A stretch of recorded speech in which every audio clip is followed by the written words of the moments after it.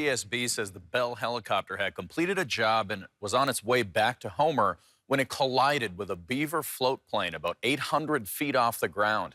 The agency was notified of the crash, which happened in Katmai National Park and Preserve at about 4 o'clock yesterday afternoon.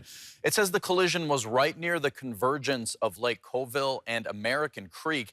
The NTSB says the helicopter is registered to Maritime Helicopters in Homer, and the plane registered with Enchanted Lake Lodge in King Salmon. The plane had a pilot and 6 passengers on board and was successfully landed in the water without injury. The pilot of the helicopter landed on tundra covered with spruce trees and walked from the wreckage under his own power. He called for rescue and another helicopter picked him up. The pilot was taken to Anchorage for treatment and released with minor injuries. We were very blessed.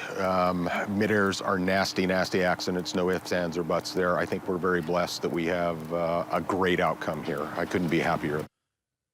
Clint Johnson, chief of NTSB's Alaska Regional Office, says that agency is currently in the preliminary stages of its investigation.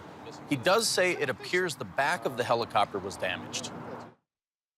The tail boom and the tail rotor gearbox at the tail rotor, which is the rotor that's on the tail. Anti-torque is what we refer to it. That's where a lot of that damage is. But until we actually see and have a chance to look at that wreckage, we're just speculating.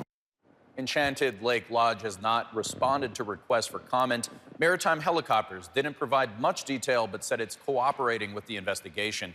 The NTSB says its ability to interview survivors will help them with the investigation. A preliminary crash report is expected in the next few